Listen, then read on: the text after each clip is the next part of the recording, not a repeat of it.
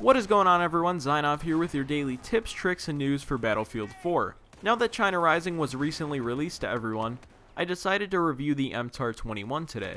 Throughout my few hours of playing around with the MTAR, I found it pretty easy to use.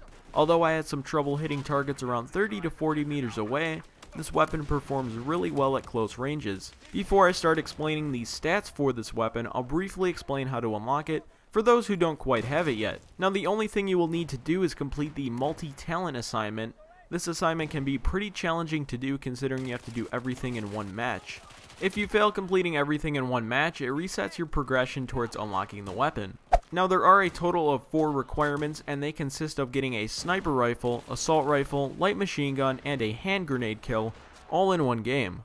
I'm not going to lie to you, it took me a few games to get the grenade kill alone, so if you're the kind of person that has trouble unlocking something because you are focusing all of your attention towards it, you might have a tiny bit of trouble unlocking this weapon. However, after a few games, I managed to get the grenade kill first, which ultimately helped me unlock it in the end. Now that you know how to unlock the MTAR, I'm going to try and be as accurate as possible with the stats of this weapon, since Simthic.com has not yet released the official stats. Bear with me here, since I'm basing these off my experience using this weapon, as well as comparing them to Battlefield 3 stats. Starting off, based on Battlelog's stats, I know for a fact that the rate of fire is a solid 900 rounds per minute. Now, this rate of fire is really great for taking out enemies very quickly. I found myself mowing down people before they could even get a shot off on me. However, thanks to the latest patch, the MTAR is extremely difficult to use with the horrendous netcode. Now, before the patch, I had very minimal issues with the netcode. Now it seems like they made the game worse. As for the magazine size, it's a standard 30 round clip. However, if you have a round already chambered, you will be able to fire 31. I don't know why, but I always make sure I have the extra shot available to fire. I think that having one more round to fire is a benefit for this weapon. Now, because of the 900 round per minute rate of fire, I found myself running out of ammo very quickly. To combat this issue, I recommend traveling with a support player that always throws down ammo for you. One way to completely eradicate this issue would be to play as the support class. Keep in mind that the MTAR is a carbine rifle, meaning you can use it on any class in the game. So if you're tired of players not giving you ammo, just throw this bad boy on the support class and have a blast while using it. I don't know the exact reloading time for the MTAR, but since DICE doesn't usually change this for returning weapons from previous Battlefield games, I would have to say it's around 2 to 3 seconds based off of Battlefield 3's version of this weapon. I really like the reloading animation of the MTAR, and it makes it stand out from the other weapons in the game. Based on the reload time, magazine size, and rate of fire, you can pretty much assume you're going to be reloading after every kill, which is what I found myself doing most of the time while using it. I don't recommend trying to take on a large group of enemies with the MTAR, as you will most likely die from having to reload.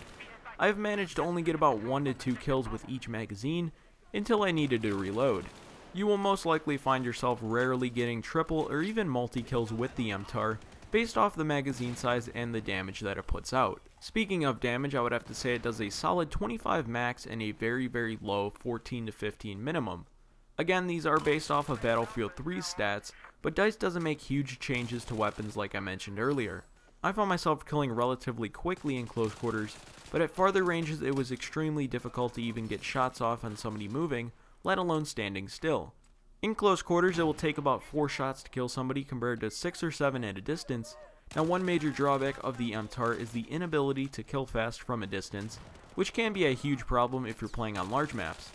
Now, to combat this problem, I would stick to using this weapon only on domination or team deathmatch. The recoil patterns are a little weird for me.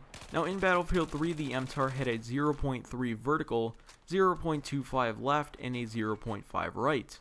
However, in Battlefield 4, I'm convinced that this weapon has very minimal left recoil, with a lot of right recoil. One weird thing I noticed is that a flash hider is so much better to use on the MTAR as compared to your standard muzzle brake or compensator barrel attachment. I was also using the Coyote sight, which is a Battle Pack exclusive unlock, and it really helped me control the recoil. At the end of the day, I was going on huge kill streaks while using these two attachments together. The full loadout I use is the Coyote sight, flash hider, and stubby grip. I found this setup works the best for controlling the weird recoil this gun puts out, and I was just having a blast mowing down enemies left and right while using this weapon. Based on my estimated stats and my general overview of this gun, should you actually spend the time unlocking it. Well, my answer would have to be yes. It's a very fun weapon to use, and once you get the feel of it, it truly is a fantastic weapon. However, that is all for today's weapon review. I apologize for not having the stats, but there really is not anything I could do about it. As always, if you enjoyed the video, be sure to click the like button, and if you're new around here, make sure to subscribe to stay up to date with the latest Battlefield 4 tips, tricks, and news. I want to thank everyone for watching, and I hope you're having a wonderful Christmas. But until next time, this is Zainov, and I'll see you in the next video.